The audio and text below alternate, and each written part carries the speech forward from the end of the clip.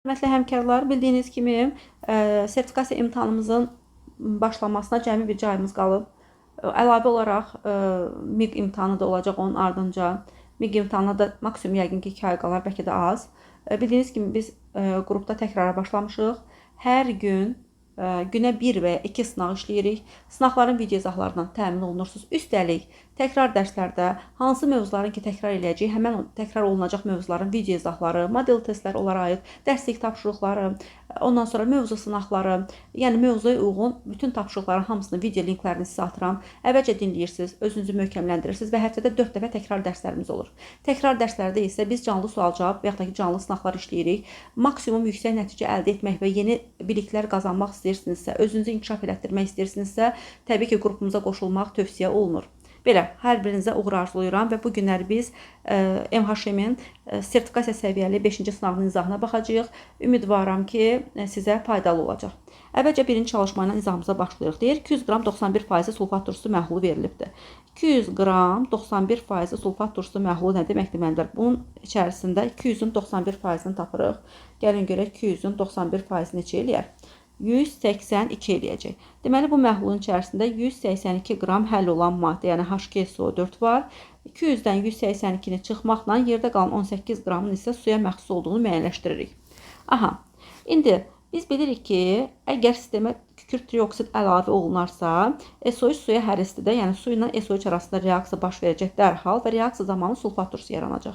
Normalda biz bilirik ki, 18 qram su 80 qram SO3 sərf edir. Burada da zaten 18 qram sudur. Deməli, 18 qram su 80 qram SO3 sərf eləyəcək və əvəzində nə qədər H2SO4 yaranacaq? Təbii ki, 18 qram su ilə 80 qramlıq SO3 98 qramlıq H2SO4 yaradacaq.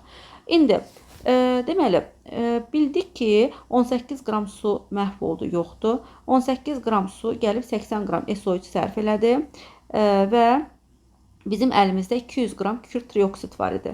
200 qram kükürt trioksidin 80 qramı sərf olunur, 120 qram SO3 əlimizdə artıq vəziyyətdə qalır.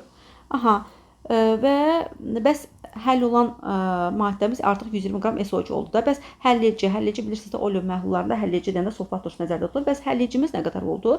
Həlləyici əvvəlcədən 182 qram sulfat turşusu zaten var idi. Əlavə olaraq da yeni 98 qramlıq H2SO4 yarandı. Deməli, son məhlulumuzda 182 qram H2SO4 üstə gəl 98, 280 qram H2SO4 oldu.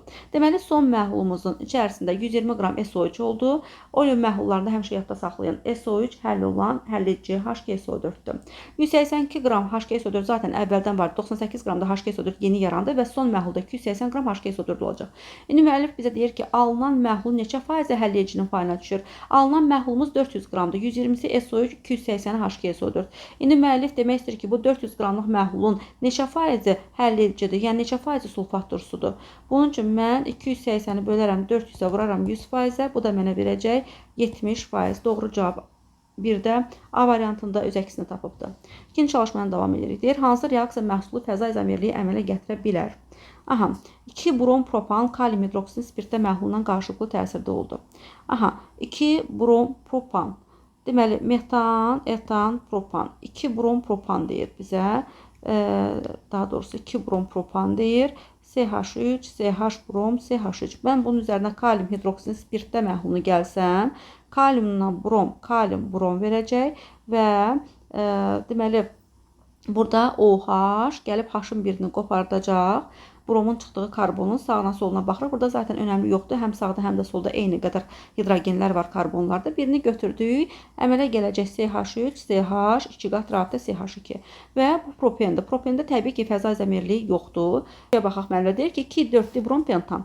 Yazırıq. Metan, etan, propan, butan, pentan. 2,4 dibrom pentan dediyinə görə ikinci və dördüncü karbonlardan hidrogenləri qoparıb bura brom əlavə edəcəm. Aha, və bunun üzərinə sink metalı gələndə bilirsiniz ki, alkanların dihalogenli törəmələrində halogenlər uzaq məsafədə olanda, sink metalla təsir olanda burada sikloalkan əmələ gəlməlidir. Sink gəlib 2 bromu götürəcək, sink brom 2 şəklində ayrılacaq. Sink, brom 2 şəklində ayrıldı. Nə qaldı yerində? Baxın, gəlin ulduzladıq, karbonları ulduzlayaq. Bromlar da daxil olan karbonları ulduzladıq. 1, 2, 3. Deməli, əsas sikldə 3 karbon olacaq. Gətirdik, yazdıq. İndi bu CH brom var. Bax, oradan brom çıxıb zaten CH qalıb. Yanında da bir CH3 var. Bunu mən CH, CH3 belə yaza bilərəm. Bu ortadakı karbon CH idi. Gətirdim, yazdım. Növbəti ulduzlanmış karbon sonuncu karbonda ondan da bir CH3 çıxıbdı. Düzdürmü?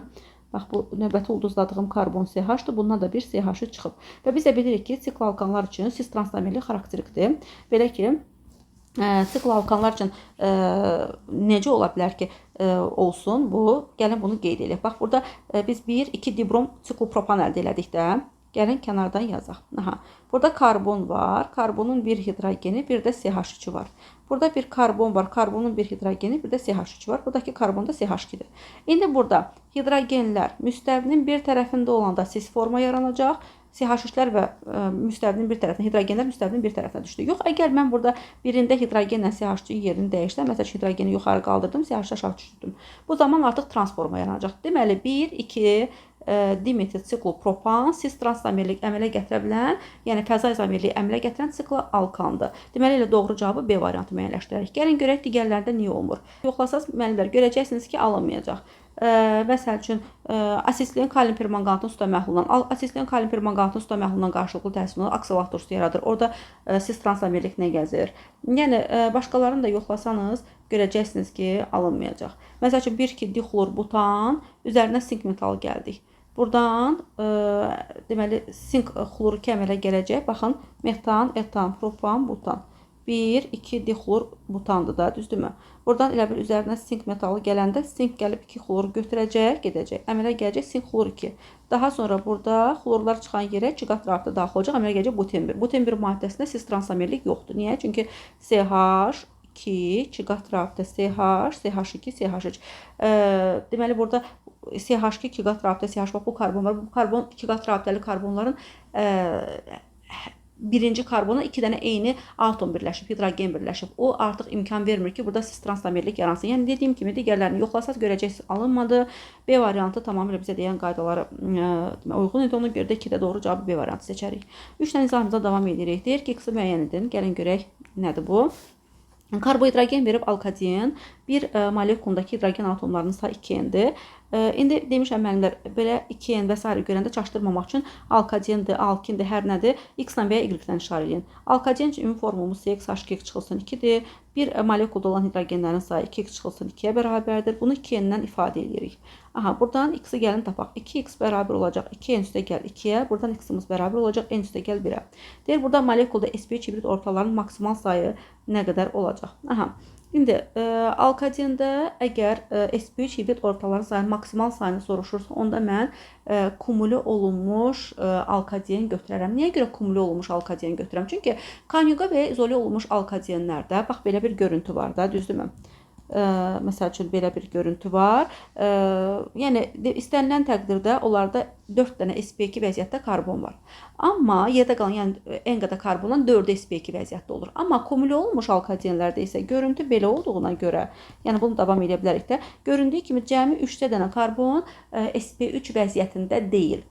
Yəni yerdə qalanlar hamısı sp3 vəziyyətdə olacaq. Deməli, maksimal sp3 vəziyyətdə karbon deyəndə biz artıq ipucu ilə tuturuq ki, burada kumule olunmuş alkadendən söhbət gedir və kumule olunmuş alkadenlərdə, məsələn, bizim alkadenimizin formulu CXH2 çıxılsın 2 deyil. X qədər karbondan 3 dənəsi sp3 vəziyyətdə deyil, yerdə qalan X çıxılsın 3 qədəri sp3 vəziyyətdə olan karbonların sayını göstərir. İndi bizim sp3 vəziyyətdə karbonlarımızın sayını tapmaq üçün biz X-dən 3-ü çıxmalıyıq da, düzdürmü? Və hibrid ortaların sayını soruşanda sadəcə olaraq sp3 birincisi də 4-də çəkdəməkdir də. sp3 vəziyyətdə karbonların sayını 4-ə vurmaqla 4 sp3, məsələn, nə qədər sp3 vəziyyətdə karbon varsa, onların sayını 4-ə vurmaqla sp3 hibrid ortaların sayını hesablaya bilərik. O zaman X çıxılsın 3-ü 4-ə vuraram, bu mənə verəcək 4X çıxılsın 12, deməli sp3 hibrid ortaların sayı 4x çıxılsın 12-yə bərabərdir. Aha, indi X-imiz də nədir bizim üçün? N üstə gəl 1. O zaman 4x çıxılsın 12 düsturunda X-in yerinə N üstə gəl 1 yazaram. Buradan da 12 çıxaram. Bu da mənə verəcək 4N üstə gəl 4 çıxılsın 12. Başqa cür desək 4N çıxılsın 8. 4N çıxılsın 8 bizə 3-də Y variantında göstərilib. Yəni 3-də də Y variantını seçərəm. Növbəti 4-dən davam edirik. Deyir, hansı çevrilmə endotermikdir? Kükürt dioksid dioksidin suda həll olması. Kükürt dioksid suda həll olub turşu yaradır. Birləşmə reaksiyasıdır və birləşmə reaksiyaları egzotermik olurlar, endotermik deyil. Quru buzun sublimasiyası ümumiyyətlə maddənin bərkdən mayədən qaza keçidi. Bu istiqamət endotermik prosesdir və sublimasiya maddənin bərk haldan birbaşa qaz aqreqat halına keçididir. Deməli, bu endotermik proses olacaq. Həqiqətən burada istilik budulacaq. Ona görə də doğru cavabı elə 4-də mən B variantı seçərəm. Amma gəlin görək digərləri niyə görə doğru deyil. Mən həmişə izah edəndə sevirəm ki, bütün variantları izah edeyim. Çünki bir dənə budur deyib bitirməklə olmaz. Hamı hər şeyi daha aydın başa düşməlidir. Dəmir 3 müsbətdən dəmir 2 müsbətə keçib, üstəgəl elektron. Ümumiyyətlə, yadda saxlayın. Deməli, belə deyək də, yadda saxlayın. Elektronu özünə birləşdirmək egzotermik prosesdir. Ona görə də burada bu proses egzotermik olacaq. Bunu götürməliyik. Qələvi metalların su ilə reaksiyası. Ümumiyyətlə, qələvi metallar su ilə reaksiyaya girəndə yüksək istiliyin ayrılması müşahidə olunur. Bu da egzotermik prosesdir. Mənə endotermik proses lazım olduğuna görə götürmürəm. Amonyakın bəsit maddələrdən sintezi. Amonyakı əldə etmək üçün biz azotla hidrogenin reaksiyasını aparırıq. Bu da birləşmə reaksiyasıdır. Egzotermik reaksiyadır. Mənə endotermik lazımdır. Endotermik yalnız B variantında öz əksini tapıbdır. 5-dən davam edirik. Deyir, zulalın 0,1 molunun tam hidrolizindən 1,806/1024 sayda su molekulu ayrılıb. Zulal makromolekulu neçə amin turşu qalığından təşkil olunubdur? Bilirik ki, n qədər amin turşu əmələ gətirir 1 mol zulal, n çıxılsın 1 molda su. Düzdürmü?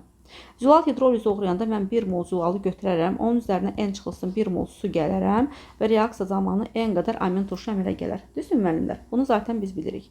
İndi deyir ki, zulal, indi bizə ipucu verir. Deyir ki, zulalın 0,1 molunun tam hidrolizindən. Normalda mən görürəm ki, zulalın 1 mol hidrolizi üçün, yəni 1 mol zulalın hidrolizindən nə qədər su sərf olunur? N çıxılsın 1 mol su sərf olunur. N çıxılsın 1 mol su sərf olunur, düzdürmü? İndi isə bizə deyir ki, 0,1 mol zulalın hidrolizi üçün gəlin 1,806/1024-ü mola çevirək. Bilirsiniz ki, nü bərabərdir n bölünsün n-a düsturuna görə. Buradan verilən n 1,806/1024-dür. n-amız isə həmişə 6,2/1023 olur. Burada ixtisar aparsaq 3 olacaq, düzdürmü? Yəni burada 1,806/1024 sayda su molekulusu 3 mol suyu təmsil edir də. 1 mol zulal üçün n çıxılsın 1 mol su lazımdırsa 0,1-ə də 3 mol su lazım olacaq. Buradan 3 bərabər də 0,1 n çıxılsın 0,1-ə. 0,1 n bərabər olacaq 3 üstə gəl 0,1-ə. 3-ün üzərinə 0,1 gəlsək eləyəcək 3,1. 3,1-i də sonra gətirib 0,1-ə bölməklə n-in 301 olduğunu müəyyənləşdiririk. Bizdən də deyir ki, zulal makromolekul neçə amin turşu qalığından təşkil olunur. Yəni, neçə amin turşu qalığından ibarət o deməkdir ki, n sayda, yəni n nə qədərdir onun tərkibi, yəni nə qədər amin turşu var. N burada amin turşuların sayını göstərir. Bu da 301 kimi tapdım mən. Doğru cavabı. Ona görə də 5-də B variantını seçərəm. 5-i bitirdim, keçirəm 6-ya. Deyir, hansı reaksiya məhsulu quru spirt olaraq tətbiq olunur? Bu haqda zaten ətraflı məlumatınız var. Bilirsiniz ki, urotropin maddəsi quru spirt kimi tətbiq olunur. Urotropin maddəsi də formaldehidin amonyakla reaksiya məhsuludur. 6-da amonyakla formaldehid qarşılıqlı təsirdə olur və urotropin əmələ gətirir. Ondan quru spirt kimi alpinistlər dağlara çıxanda yəni istifadə edirlər. Həmçinin laborator şəraitində də bundan istifadə etmək mümkündür. Belə, 7-ci çalışma ilə davam edirik. Deyir, tərkibində 1 mol kalium sulfit və 1 mol sinklorid olan duzların məhlullarını qarışdırarkən reaksiyadan sonraki ionların sayında necə dəyişiklik baş verəcək? İndi müəllimlər, kalium 2S yazırıq. Kalium 2S, 7-ci çalışmanı izah edirəm. Buradan vurğuluyum ki, biləsiniz. Kalium 2S-lə sink kloridin qarşılıqlı təsir reaksiyasını aparsaq, bilirsiniz ki, sink sulfit və kalium xlor əmələ gələcək. Əmsallaşdıraq kalium xlorun qarşısına 2 əmsalı düşəcək. Və deyir ki, bu duzların məhlulları qarışdırılanda reaksiyonda ionlarda necə dəyişiklik baş verəcək? 1 mol kalium sulfit 1 mol sink kloridlə qarşılıqlı təsirdə oldu. Kalium sulfit sərf olundu, bitdi. Sink klorid də sərf olundu, bitdi. Reaksiya zamanı 1 mol sink sulfit yarandı. O da çöküntüdür. Çöküntü məhlulda qalmaz. Sink sulfit də nəzərə alınır, çünki məhlulda qalmadı və sonda cəmi 2 mol kalium klorid məhlulda qaldı. Çünki 2 mol kalium klorid həll olandı. Ancaq məhlulda 2 mol kalium xloridimiz qaldı. İndi 1 mol kalium sulfitdə 3 mol ion mövcud idi. Əgər ionların səsəsə dərəcəsini 100% qəbul etsək, yəni duzların səsəsə dərəcəsini daha doğrusu 100% qəbul etsək, 1 mol kalium sulfitdə 3 mol ion, 1 mol sink xloriddə də 3 mol ion var. Cəm 6 mol ionumuz olurdu. Əvvəlki ionumuz 6 mol ion idi. İndiki ionumuz isə oldu 2 mol kalium xloridimiz qalıb əlimizdə və 1 mol kalium xloriddə 2 mol ion mövcuddursa, kalium müsbət və xlor mənfi ionları, 2 mol kalium xloriddə də 4 mol ion mövcud olacaq. Əvvəlki ionlarımızın sayı 6 mol, indiki ionlarımızın sayı 4 molsa, 6-nı 4-ə böləndə 1,5. Deməli, ionların sayında 1,5 dəfə azalma müşahidə olunubdur. Doğru cavab 7-də D variantında göstərilibdir. 8 ilə davam edirik. Deyir, həll olma əmsalının temperaturdan asılılıq qrafikinə əsasən 50 dərəcədə hazırlanmış 625 qramlıq doymuş məhlul 30 dərəcəyə qədər soyudanda neçə qram duz çökər? Gəlin baxaq müəllimlər. Deməli, bizə qrafik göstərilibdir. KH-mız qram bölünsün litrə bərabərdir və 50 dərəcə. Gəlib temperatura baxırıq 50 dərəcə. 50 dərəcədən əlimizi yuxarı qaldırırıq. Nə görürük? 50 dərəcədə KH-mız 250 qram litrə bərabərdir. Aha, 50 dərəcədə KH-ın 250 qram bölünsün litrə bərabər olmağı nə deməkdir? 250 qram duz 1000 qram suda həll olsaydı 1250 qramlıq doymuş məhlul yaranardı. Aha, və mən bu 1250 qramlıq doymuş məhlulu 50 dərəcədən 30 dərəcəyə gətirsəm, 50 dərəcədən 30 dərəcəyə gətirsəm, 30 dərəcədə əlimizi yuxarı qaldıranda KH-ı nə qədər görürük? 100 qram litr. Yadda saxlayın, çökmə KH-lar arasındakı fərqdir. Həmişə demişəm. Burada birinci 50 dərəcədəki KH-mız 250-dir. Daha sonra 30 dərəcədəki KH-mız 100-dür. 250 ilə 100 arasındakı fərq 150-dir. Bu o deməkdir ki, mən 1250 qramlıq doymuş məhlul götürüb onu 50 dərəcədən 30 dərəcəyə soyulsaydım, KH-lar arasındakı fərq 150 olardı. Yəni çökməmiz 150 qram olardı. Bəs gəlin görək 625 qram doymuş məhlul götürsəm çökmə neçə qram olacaq? Təbii ki, buradan da hesablasanız çökməniz 75 qram olacaq. Doğru cavab 8-də B variantında öz əksini tapıbdır. 9-dan izahımıza davam edirik. Deyir ki, birlik karbon atomlarının sayı maksimum olan XCH2 X formullu alkan molekulunda qeyri-polar kovalent rabitə ilə polar kovalent rabitə ilə qeyri-polar kovalent rabitə fərqi 15 olarsa, bu alkanı beynəlxalq nomenklaturaya görə adlandırın. İndi əvvəlcə gəlin mənbər alkanlar üçün ümumi formulumuzu yazaq. Bilirik ki, alkanlar üçün ümumi formulumuz CnH2-nin üstəgəlsin 2-dir. Qeyri-polar kovalent rabitələrin sayı deyəndə karbon sayı çıxılsın 1 nəzərdə tutulur. Yəni N çıxılsın 1 qeyri-polar kovalent rabitələrin sayıdır. Bəs polar kovalent rabitələrin sayı nəyə bərabərdir? Hidrogenin sayına. Yəni 2N üstəgəlsin 2 də bizim polar kovalent rabitələrimizin sayıdır. İndi müəllif deyir ki, burada polar kovalent rabitə sayı ilə, yəni 2N üstəgəl 2 ilə qeyri-polar kovalent rabitə sayı arasında, yəni N çıxılsın 1 arasındakı fərq bərabərdir 15-ə. Buradan tənliyi həll eləsək, 2N çıxılsın N qaldı. N, burada da müsbət 2, burada da mənfi ilə mənfi yenə mənə müsbət verəcək. N üstəgəl 3-müz 15-ə bərabərdir, N-imiz bərabərdir 12-yə. N-imiz 12-yə bərabərsə, burada CH2-dən 4 veribdir zaten. 12-dən 4 çıxsaq, yerdə qalan 8 karbon X-ların payına düşür. Yəni, X radikalının tərkibində cəm 8 karbon var. Onda mən bunu 2 yerə bölərəm, X ikisinə də bölüşdürüm də, düzdürmü? Deməli, X-ların cəmində, X-ların ikisində birlikdə 8 karbon varsa, hərəsində 4 karbon olacaq. Və mənə deyir ki, burada bu alkanda deməli, birlik karbonların sayı maksimaldır. Onda mən bunu izobutil, daha doğrusu üçlü butil radikal kimi yazsam, üçlü butil radikalında 4 karbon var. 4 karbonun 3 dənəsi birlidir.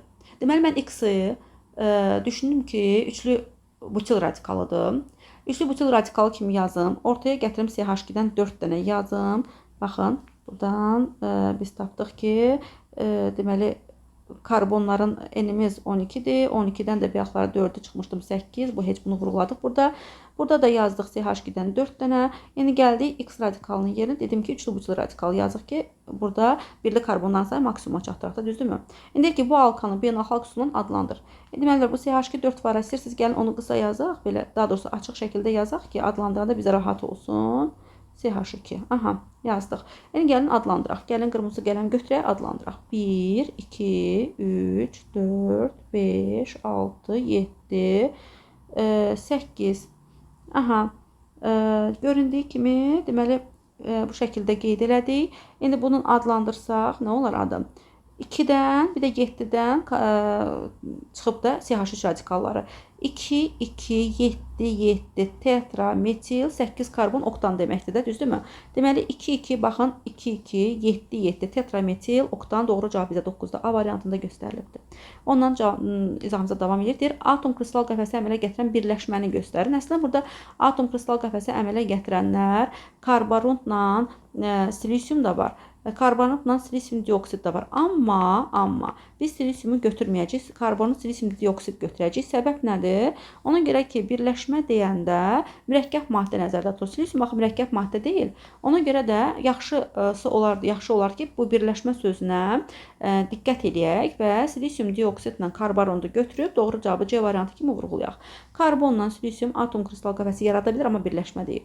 Amonyak, silisyum, yenə silisyum yarada bilsə də, amma birləşmə deyil. Həm də amonyakda zaten molekulyar kristal qəfəsli maddədir.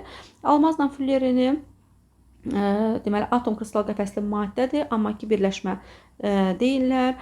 Özləri ki, fullerin yox, daha doğrusu üzr istəyirəm. Fullerin molekulyar kristal qəfəslidir, onu da vurğulayaq, birdən elə bilərik.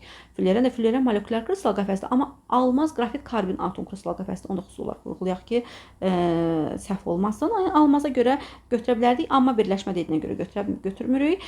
Amma fullerinə görə də götürə bilmirik. Bu da təbii ki, fullerin burada bir fikir ayrılığı yaradır. Uyğun olaraq doğru cavab onda C variantı olar. Belə, 11-dən davam edirik. Görək bizə nə deyir? Deyir ki, X xlorki duzunun suda məhlulun dissosiasiyası zamanı məhlulda anyonların mol miqdarı duzun iyonlara ayrılmamış mol miqdarından 3 dəfə artıqdır. Maraqlı sualdır. Deməli, X xlor2 veribdir. Bilirik ki, X xlor2 iyonlara dissosiasiya eləsə X2 müsbət və 2 dənə xlor mənfi iyonu yaradar. İndi mən nə qədər duz həll etmişəm bilmirəm. Elə zənn edirəm ki, A mol duz həll etmişəm. A qədər həll olmuşum var. A qədər duzu həll eləmişəm. Və duzun bir qismi deyək ki, B molu həll olubdur. Daha doğrusu dissosiasiya olubdur. Dissosiasiya uğrayıbdır. Deməli, A mol həll olmuş, götürmüşəm, B mol dissosiasiya uğrayıb. Mənlər həmişə yadda saxlayın. Yadınıza gəlsə, dərsdə də mən həmişə demişdim ki, uzun-uzadı hesablamalar və yaxud da ki, müxtəlif tənliklər, düsturlar əzbərləməyə gərək yoxdur. Biz dissosiasiya dərəcəsini necə hesablayırdıq? Alfa bərabərdir maddənin dissosiasiya etmiş molu. İndi burada B molu dissosiasiya eləyib də deyək. Bölürük həll olmuş moluna, yəni A-ya vururuq 100%. Düzdürmü? İndi bizə deyir ki, dissosiasiya zamanı anyonların mol miqdarı. İndi B mol maddə dissosiasiya eləyibsə, 1 moldan 2 mol anyon yaranırsa, B mol dissosiasiya eləyəndə də buradan da 2B mol anyon əmələ gələcək. İndi müəllif deyir ki, bu dissosiasiya zamanı məhluldakı anyonların mol miqdarı, yəni 2B, duzun iyonlara ayrılmamış mol miqdarından 3 dəfə artıqdır. Yəni 2B-ni bölərik A çıxılsın B-yə. Bu bərabər olacaq 3-ə. İndi deyirsiniz ki, niyə görə A çıxılsın B yazdı? Əgər mən A qədər həll olmuş götürmüşəmsə, bunun B qədəri dissosiasiya eləyibsə, deməli A çıxılsın B qədəri dissosiasiya etməyib də. Məsəl üçün, atıram 5 mol götürmüşəm, 2 mol dissosiasiya eləyib, 3 mol artıq qalıbdır.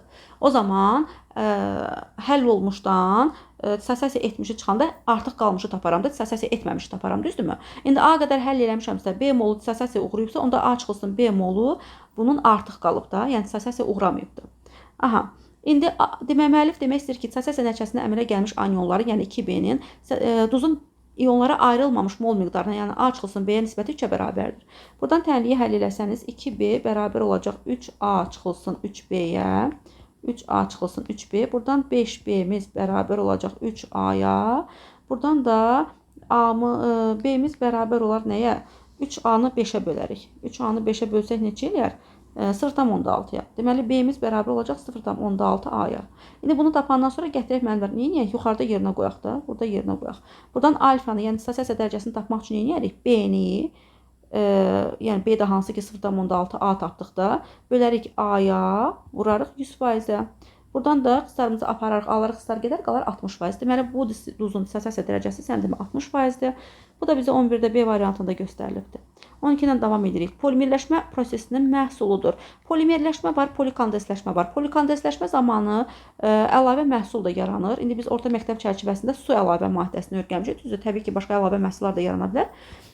Bilirik ki, lafsan etilen glikoldan tiriftal tursunun polikondensləşməsi nəticəsində yaranır və reaksiya zamanı əlavə olaraq su əmələ gəlir. Lafsan götürməyəcəyik. Enant da həmçinin lifdir. Liflər ümumiyyətlə polikondensləşmə məhsullardır. Enant lif olduğuna görə orada da polikondensləşmə baş verir. Amma gəlin digərlərinə baxaq. Sonra fenol formaldehid qətranı da həmçinin fenolla formaldehid qətranı yarananda əlavə olaraq su da yaranırdı. Amma üzvü şüşə necə yazılır? Baxın, CH2 2 qat rabitə C, CH3 C 2 qat rabitə oksigen O CH3. Bu onun monomeridir. Polimerləşmə nəticəsində 2 qat rabitə qırılır, kənarlara verilir. N qədər CH2C, bax kənardan yazdıq. CO O CH3. Aha. Və indeksə də nə yazacaq? Daha doğrusu burada indeksə yazaq. Belə.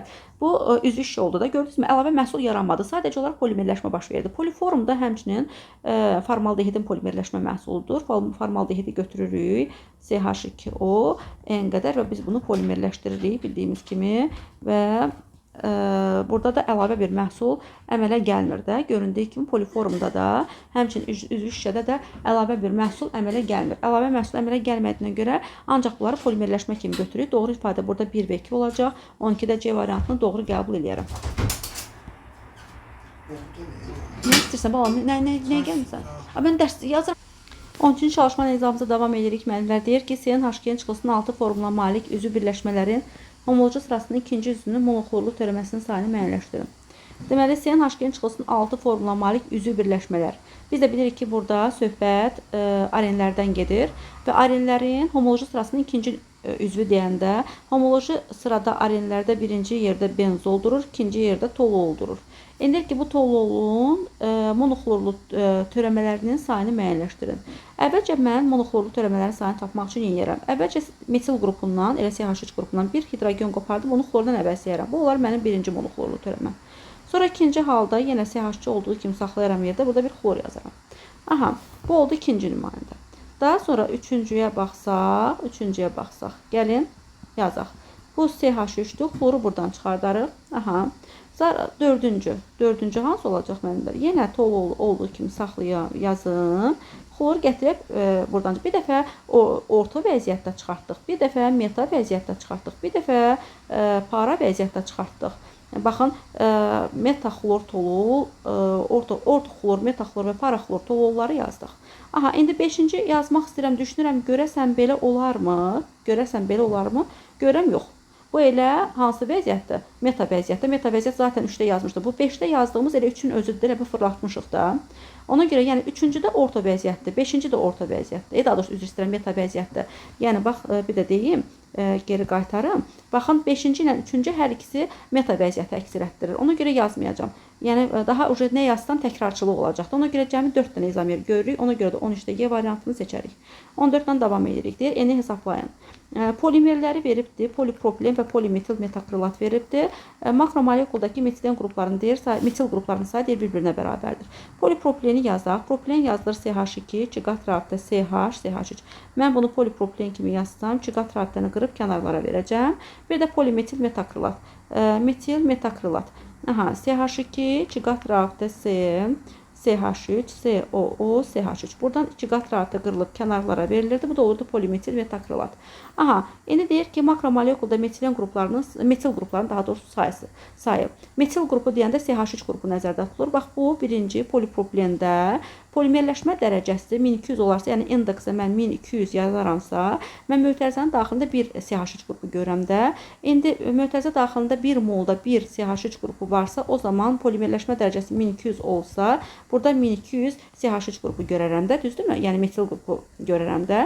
O zaman buradakı polimerləşmə dərəcəsi 1200 olanda, buradakı metil qruplarının sayı 1200-ə bərabər olur. Onda anı 1200 qəbul edirəm. O ki, qaldı polimetil metakrilata, bax bu maddəyə. Burada da biz belə deyək də, metil qruplarının sayını mötərizə daxilində 2 mol görürük də, düzdürmü? 1 molda 2 mol metil qrupu varsa, o zaman bunun x molda və ya da ki n molda, yəni polimerləşmə dərəcəsi n-dir də, polimerləşmə dərəcəsi n qədər olsa, burada nə qədər olar?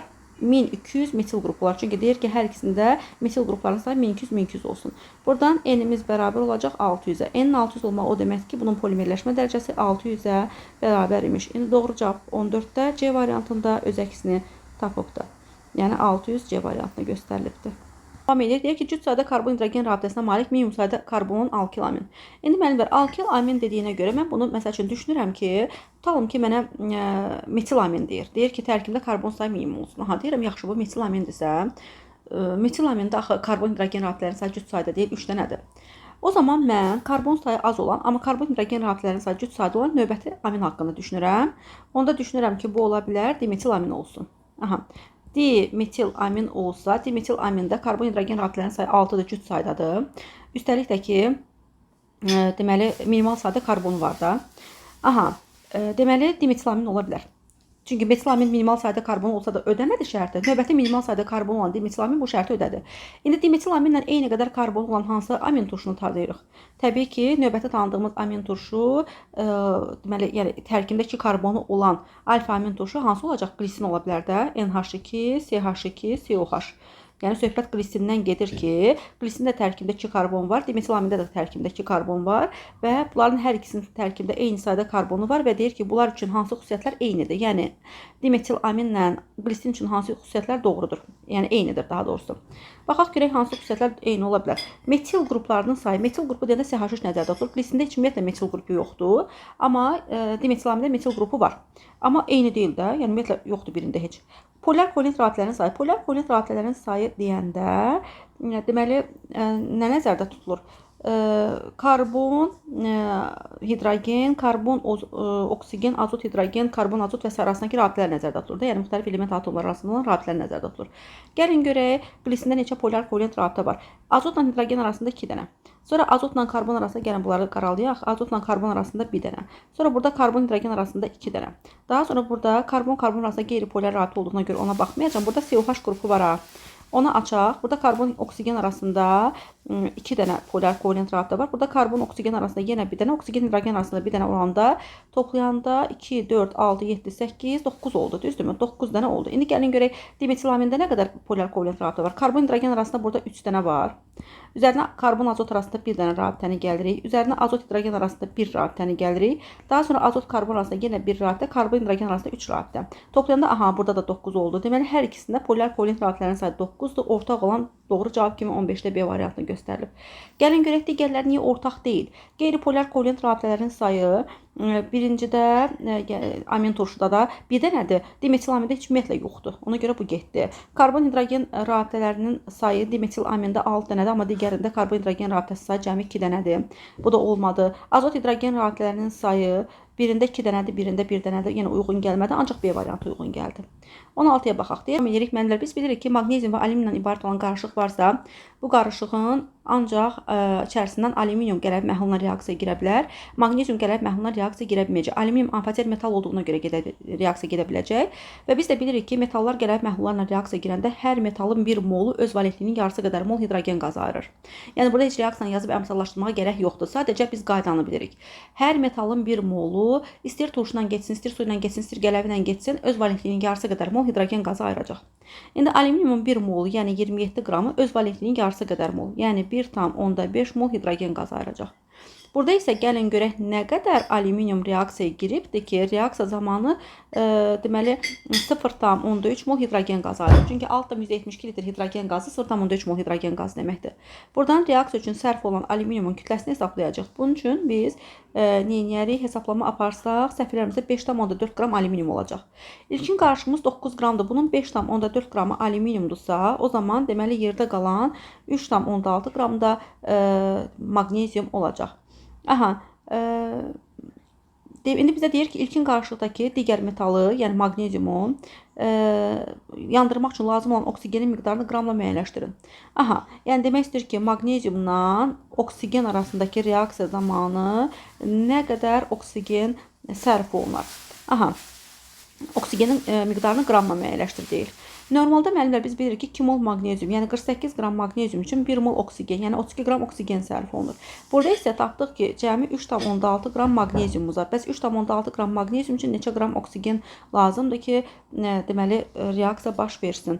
Bunun üçün 3,6-nı vurarıq 32-yə, daha sonra isə bölərik 48-ə. Bu da bizə verəcək 2,4 qram. Deməli, 2,4 qram bizə oksigen lazımdır. Bu da bizə 16-da Y variantında göstərilibdir. Belə 16-da Y variantını seçdik, keçirik 17-ci çalışmaya. Neftin hansı fraksiyası daha aşağı temperatur intervalında qaynayır?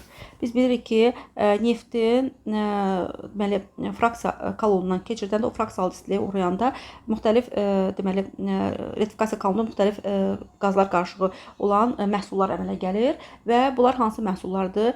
Benzin, liqrain, kerasin, deməli qazoil və dizel fraksiyalarda bildiyimiz kimi və burada yuxarıdan aşağı doğru gəldikcə bu fraksiyaların tərkibində olan deməli bu fraksiyaların qaynama temperaturu get-gedə artmağa başlar. Bunların içərisində ən aşağı qaynama temperaturuna malik olan benzindir, daha sonra biraz artıq liqroin, daha sonra biraz artıq kerasin və s. Yəni bu istiqamətdə artır da. İndi ən aşağı temperatur intervalda qaynayan hansı olacaq? Təbii ki, benzin olacaq. Ən yuxarıda olan benzin oldu da. Benzindən ta ki aşağı doğru gəldikcə qaynama temperaturu artır. Ona görə 17 doğru cavabı C variantı seçərik. Sonra növbəti 18-dir. Doymuş alfatik aldehidin 11 qramının oksidləşməsindən alınan mürəkkəb maddənin kütləsi 15 qram olubdursa. Aha. İndi biz bilirik ki, aldehidlər oksidləşəndə nəyə çevrilirlər? Turşulara çevrilirlər və aldehidlər üçün ümumi formul RCOH-dır və bu oksidləşəndə RCOOH turşusu əmələ gətirir və aldehid spirtə çevriləndə göründüyü kimi onun tərkibinə bir oksigen atomu daxil olduğuna görə kütlə 16 qram artır. Bu nə zaman olur? 1 mol aldehid və yaxud da ki, ml qədər aldehid oksidləşəndə onun kütləsi nə qədər artır deməlilər? 16 qram artırdı. Burada isə 11 qram aldehid götürülübdür və 11 qram aldehidin turşuya çevrilməsi zamanı onun kütləsi 15 qram olubdur. 11-dən 15 qrama gələndə, elə bil 11-dən 15-ə gələndə kütlə nə qədər dəyişdi? 4 qram kütlə artımı müşahidə olundu, düzdürmü? İndi ml qədər götürəndə 16 qram artım müşahidə olunurdursa, 11 qramda isə 4 qram artım müşahidə olunacaq. Buradan biz bu maddənin ml-ni necə hesablayarıq? Neçə olduğunu müəyyənləşdirərik. Buradan biz bunun ml-nin deməli 44 olduğunu müəyyənləşdirdik. Deməli bizim aldehidimizin ml-i 44-ə bərabərdir. İndi aldehidlər üçün ümumi formulu nə idi müəllimlər? CnH2nO formuluna malikdir. Buradan 14n üstə gəl 16-mız 44-ə bərabərdirsə, 44-dən 16 çıxıb 14-ə bölərəm. Bu da mənə verər 2. Deməli, n-imiz 2-dir. N-imizin 2 olmaq o demək ki, bu sirkə aldehdidir. CH3, C, 2 qat oksigen H. Yəni, formul CnH2n O olduğuna görə n-imizi 2 tapdıqsa, gətirib yerinə qoyanda 2 karbonlu aldehiddir. Yəni, sirkə aldehdidir. İndi burada karbon atomlarının deməli, bu maddənin bir molekulunda olan atomların hibrid. Atom deyəndə karbon atomları nəzərdə tutulur yəqin ki. Çünki əslində oksigeni də işə salsaq biraz məsələ gəlizləşir. Orta məktəb çərçivəsindən çıxır. Yəqin ki, çox güman ki, müəllif burada karbon nəzərdə tutur və karbon hibrid ortaların sayını müəyyənləşdir deyəndə CH-dakı karbon 4 sp3 hibrid ortal var. Buradakı karbon isə sp2 vəziyyətdədir və 3 dənə sp2 hibrid ortal var. 4 ilə 3-ün cəmi bizə 7 verəcək. Ona görə də karbon atomlarının hibrid ortallarının sayı 7 olacaq. Bu da bizə 18-də A variantı kimi göstərilir. Görək neçənci çalışmada. Deməli 18-i bitirdik, 19-a keçirik. Bundan davam edirik. Mənimlə deyir ki, homogen qarışıq hesab edilə bilməz. Əgər homogen qarışıq hesab edilmirsə, deməli heterogen qarışığı axtarırıq. Heterogen qarışıq, yəni bir-birində həll olmayan maddələr qarışığını axtarırıq. İndi tolul kükürtlə tolul həll olur. Karbon disulfiddə ağ fosfor həll olur. Saxaroza suda həll olan maddədir. Formaldehid suda həll olub qarışıq, yəni homogen qarışıq yaradır. Amma bu anilindir. Anilin bilirsiniz ki, su ilə həll olmur. Anillə su qarışığı heterogen qarışıqdır, eyni cinsli qarışıq deyil və onu ayrıcı qıfsından ayırırıq, emulsiya hesab olunur. Homogen qarışıq hesab edilə bilməyən D variantında göstərilibdir. 19 biti keçirik 20-yə. Hansı miqdar daha çox atom saxlayır? Yəni mənlər 12 qram su 1 mol suyun içərisində, 1 mol su deməkdir də, düzdürmü? Aha. 1 mol suyun içərisində, 1 mol H2-nun içərisində 3 mol, başqa cür desək, 3 Na sayda atom mövcuddur. Çünki 18 qram su 1 moldur, 1 mol suyun içərisində 3 mol atom var. Mol da Na anlayışı ilə eynidir. 3 mol elə 3 Na sayda atom deməkdir. 18 AKV su. Deməli, müəllimlər, biz bilirik ki, bir ədəd molekulun kütləsini tapmaq üçün nə edirik? Bir ədəd molekulun kütləsini tapmaq üçün biz ya mR-i Na-ya bölməliyik və yaxud da ki, bir ədəd molekulun kütləsini tapmaq üçün biz mR-i vurmalıyıq AKV-yə. İndi burada bir ədəd su molekulunun kütləsi onun mR-i, yəni 18 vurulsun AKV olacaq, düzdürmü? İndi 18 AKV su bir ədəd su molekulunun kütləsini göstərir. Yəni söhbət burada bir ədəd sudan gedir. Bir ədəd ədəd su, 1 ədəd H2O və yaxud da ki, 1 molekul su da deyə bilərsiniz. Burada heç bir problem yoxdur. 1 molekul su, 1 ədəd molekul su 3 atom saxlayır. 3 yəni sayda yox ha, 3 ədəd yəni atom saxlayır. 3 ədəd atom saxlayır. Biri var ki, 3 Na sayda atom mənlə, bir də var ki, 3 ədəd atom. 3 dənə atom. 3 Na 3 vurulsun 6 %2 vurulsun 10 23 sayda atom deməkdir. 3 atom elə 3-ün özüdür. Boş 3. Ona görə də elə ən az B variantı olar. İndi gəlin görək digərlər niyə çoxdur? 1 mol kükürt atomu elə 1 Na sayda kükürt atomu deməkdir. 1 molekul glukoza tərkibində glukoza yazılır C6H12O6. 1 molekul glukoza 1 ədəd molekul deməkdir. Bu da tərkibində 12, 12, 24 ədəd atom saxlayır. Amma suyun tərkibində 3 ədəd atom vardı. 24 hara 3 hara. Ona görə də 3 ən azı olacaq. O ki qaldı 0,25 mol ağ fosfor. Ağ fosfor P4 yazılır. 0,25 molda 0,25 vurulsun 4. Yəni 1 mol atom mövcuddur. Bu da 1 Na sayda atom deməkdir. Yəni 6,2 vurulsun 10-23 sayda atom deməkdir. Bunların içərisində ən kiçik rəqəm B variantında öz əksini tapıbdır. 21-dən davam edir. Deyir, A mol piritdən 80% çıxımla neçə mol sulfat turşusu almaq olar? Bunu həmişə bildiyimiz qayda ilə mənim qrupumda olan müəllimlər çox rahat bilirlər. Bu qaydadan istifadə edib həll edirik. Necə olur müəllimlər? Bax, 1 mol pirit götürdük. 1 mol ferrum eskidə 2 mol kükürt atomu olduğuna görə 1 mol piritdən 2 mol H2SO4 əldə olunacaq. Düzdürmü? Aha. Biz həmişə çıxım məsələlərini yalnız və yalnız bir yolla həll edirdik. Hansı yol idi? Solda duran maddənin molu vurulur, faizə bölünür, 100-ə tənasibli o rəqəmdən istifadə olunur. Aha. 1 mol piritdən 2 mol sulfat turşusu əldə olunursa, o zaman A mol pirit, yəni solda duran maddəmiz piritdir, molunu A verib, A-nı vururuq 80-ə, bölürük 100-ə, tənasibli bu rəqəmdən istifadə edəcəyik. A vurulsun 80 bölünsün 100-dən də X mol sulfat turşusu əldə olunacaq. Aha. Buradan da X-i tapsaq, X-imiz də bərabər olacaq. A vurulsun 80 bölünsün 100 elə 0,8 A deməkdir. X-imiz də bərabər olacaq 1,6 A-ya. Doğru cavabı 21-də Y variantında göstərilibdir. 22-dən davam edirik. XY2 reaksiyasını yazaq. Reaksiya zamanı X üstəgəl 2Y əmələ gəlir və maddələr hamısı çox güman ki, qaz aqreqat halındadır və bu deyir, tənlik üzrə reaksiya 2 litrlik qabda aparılır. V bərabərdir 2 litr. Mən reaksiyada mütləq qabın həcmini qeyd edim ki, sonra birdən unudaram. Yazırıq. Başlanğıc sərt tarazlıq deyir ki, reaksiya üçün 1 mol maddə götürülüb. Yəni XY2-in başlanğıc mol miqdarı 1 moldur və deyir bunun 20% parçalanıb. Biz də bilirik ki, 1-in 20% nə deməkdir? 1-i vururam 20-yə bölürəm 100-ə, yəni 0,2 molu parçalanıbdır. 1 mol XY2-nin 0,2 molu parçalanan sonra 0,8 mol XY2 artıq qalacaq. Və uyğun olaraq biz nə görürük? 1 mol XY2 parçalananda X nə qədər əmələ gəlir? Elə 1 mol, çünki əmsal eynidir. O zaman 0,2 də parçalananda, yəni sərf olunan 0,2 deməli 0,2 X əmələ gələcək. Y isə X-dən 2 dəfə artıq əmələ gəlir, çünki əmsalı 2-dir. O zaman X-imiz 0,2 yaranıbsa, demək ki, Y maddəmiz bundan 2 dəfə artıq, yəni 0,4 mol əmələ gələcək. İndi KT-ni hesablayanda düsturumuz nə idi? KT bərabərdir. Sağda duran maddələrin tarazlıq qatlığı əmsal qüvvətdə nəzərə alınmaqla bölünsün solda duran maddələrin tarazlıq qatlığı əmsal qüvvətdə nəzərə alınmaqla. İndi mən buradan Y-in qatlığını hesablamaq üçün onun mol miqdarını, yəni tarazlıq mol miqdarını qabın həcminə bölərəm. Bu da mənə verəcək 0,2. Yazacağım 0,2 əmsal 2 olduğuna görə kvadrata yüksəldəcəm. Bunu vururam nəyə? X-in tarazlıq qatlığını hesablamaq üçün onun tarazlıq mol miqdarı 0,2-ni qabın həcmi 2-yə bölərəm, taparam 0,1.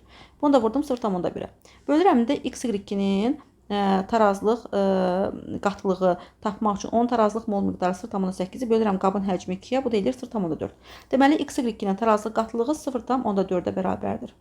Əmsal 1 olduğuna görə də elə olduğu kimi saxlayıram. Buradan da tənliyi həll edirik. 0,2-nin kvadratı mənə 0,4 verməlidir. 0,4-də vurdum 0,1 elədi 0,4. Bunu da 0,4-ə bölməklə KT-nin 0,1 olduğunu müəyyənləşdirdik. Bu da 22-də bizə A variantında göstərilibdir. 23-dən davam edirik. Mis 2 xlorid məhlulu üçün doğru ifadələri müəyyənləşdirin. Mis 2 xlorid məhlulu deyir. Suda məhlul elektrik cərəyan keçirtməz. Niyə də keçirtməsin? Əgər bu həll olan duzdursa, deməli elektrolitdir, özü də qüvvətli elektrolitdir. Asanlıqla ionlara disosiasiya edib elektrik cərəyanını keçirdəcək. Bu səhvdir. Elektrolitdir, bəli. Disosasiya zamanı anion sayı kation sayından çoxdur, bəli. Mis 2 xloridi ionlara disosiasiya eləyəndə 1 molu tam ionlara disosiasiya eləsə 1 mol mis 2 müsbət, 2 molda xlor mənfi ionlar yaradar və nəticə etibarla 2 mol xlor mənfi, 1 mol kuprum 2 müsbətdən daha çox olacaq. Yəni disosasiya zamanı anion sayı kation sayından çoxdur, doğru ifadədir. ifadədir. Hidroliz zamanı turş duz yaranır. Hidroliz burada katyona görə baş verir. Çünki mühitimiz turş mühitdir. Zəif əsasla qüvvətli turşunun birləşməsindən əmələ gələn duzların hidroliz zamanı hidroliz katyona görə baş verir və aralıq mərhələdə əsasi duz yaranır. Əgər mənim metalım çox valentlidirsə, deməli burada aralıq mərhələdə əsasi duz yaranır, turş duz yaranmaz. Doğru ifadə 2 və 3 olduğuna görə 23-də C variantını seçərəm. 24-dən davam edirik. 640 qram natri karbonat közərtdikdə bərk qalığın 10% azalarsa duzun parçalanan hissəsinin kütləsini müəyyənləşdirin. İndi mənimlə natrium nitratın suda, daha doğrusu natrium nitratı közərdirəm. Közərmə zamanı bunun parçalanması baş verir və 1 mol natrium nitrat, 1 mol natrium nitrit və 0,5 mol oksigen qazı ayıracaq, düzdürmü? Və 1 mol natrium nitrat, yəni 85 qram duz parçalananda reaksiya zamanı 0,5 mol oksigen qazı yaranır. Bu da oksigen qazının emeri 32-dir, 0,5 mol 16 qramdır. Və 85 qram duz parçalananda bərk maddənin kütləsi oksigen uçur gedir. Parçalanma zamanı bərk maddənin kütləsi 16 qram azalır. Düzdürmü? Aha. İndi isə burada 640 qram natri nitrat götürmüşük və közərmə zamanı onun bərk maddənin kütləsi 10% azalıb. Yəni 640-ın 10% qədər azalma müşahidə olunub. Bu da eləyir 64 qram. İndi 85 qram duz parçalananda 16 qram azalma müşahidə olunursa, görəsən neçə qram duz parçalanıb ki, bu zaman 64 qram azalma müşahidə olunub. Bərk maddənin kütləsi 64 qram azalıb. Buradan biz parçalanan duzun kütləsini müəyyənləşdiririk. Hardasa 85-i 4-ə vurardı. Hardasa tapdıq ki, 340 qram natri nitrat parçalanıbdır. Aha. O zaman duzun parçalanan kütləsini müəyyənləşdir deyəndə 340 qramı deməli parçalanıbdır. Doğru cavab 24-də. D variantında öz əksini tapıbdır. 24-ü bitirdik, 25. Süni lifləri göstərin. Biz bilirik ki, təbii liflər var. Məsəl üçün, təbii liflər deyəndə deməli təbii, daha doğrusu polimerlər mövcuddur ki, təbii polimerlərdən əldə olunan, yəni polimerlər, kimyəvi yolla əldə olunan polimerlər süni polimerlər adlanır. Məsəl üçün, deyək ki, selluloza tutalım ki, təbii polimerdir və bundan gəlib kimyəvi yolla, reaksiya vasitəsindən əldə olunan polimer artıq süni polimer olacaq. Məsəl üçün, sellulozadan viskoz ipəyidir, ondan sonra belə deyək də asetat ipəyidir. Bu cür liflər əldə olunur ki, hansı ki bu liflər süni liflər adlanırlar. İndi buradan viskoz ipəyidir, sonra triasetil sellulozanın özü olsun. Sellulozanın asetat turşusundan reaksiyasından triasetil selluloza yaranır ki, bu da təbii polimerdən əldə olunan süni polimerdir. Ona görə də doğru cavab B variantı olacaq. Nafstan, naylon, bunlar kimyəvi yolla əldə olunub sintetik polimerlərdir. Yəni təbii polimerlərdən sadəcə əldə olunmur. Sadəcə sənaye şəraitində müxtəlif üsullarla əldə olunur. Ona görə onlar olmayacaq. Polietilen heç ümumiyyətlə lif deyil. Polistirol kalçit, butazen stirol kalçit heç ümumiyyətlə lif deyil. Kapron enant lifdir, amma sintetik liflərdir. Kevlar enant lifdir, amma sintetik lifdir. Süni liflər deyəndə sellulozadan əldə olunan viskoz və triasetil sellulozanı götürə bilərsiniz.